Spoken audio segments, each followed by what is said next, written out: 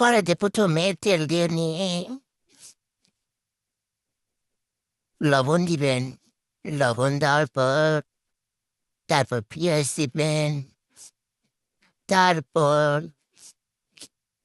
একটু নাড়াচাড়া দিবেন। নাড়াচাড়া দেওয়ার পর আদা রসুন বাটা দিবেন 2 চামচ।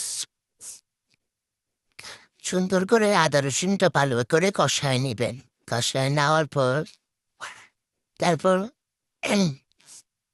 এটার ভিতরে একটুখানি পানি দিয়ে আবার একটু কষায় নেবেন। কারণ দেখবেন যে গন্ধটা গেছে কিনা। তারপর মরিচের গুঁড়া 2 চামচ,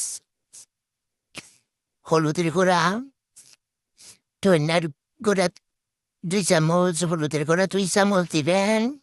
তারপর এটা নাড়াচাড়া দিবেন। নাড়াচাড়া দিয়ে সুন্দর করে কষাতে থাকবেন। কষাতে কষাতে যখন দেখবেন এটার ভিতরে একটু তেল তেল উঠতে আসতেছে, তারপর দিয়ে দেবেন কাঁচামরিচ। কাঁচামরিচ দেওয়ার পর মাছের মাথাগুলা, শোল মাছের মাথাগুলা, মাছটা যা আছে ওগুলা দিয়ে দিবেন। দিয়ে দেওয়ার পর এটা সুন্দর করে কষায় নেবেন। কষায় নেওয়ার পর তারপর এটা ভিতর দিয়ে দিতে হইব। আমি সুন্দর করে পিস পিস করে লাউ কেটে নিছি। এই লাউটা দিয়ে দিবেন, কিন্তু এর আগে একটুখানি জিরার গুঁড়া দিলাম। জিরা গুঁড়া এই কারণে দিলাম যে লাউয়ের সাথে যেন সুন্দরভাবে হয়ে যায়। তারপর একটু আবার একটু পানি দিলাম। পানি দিয়ে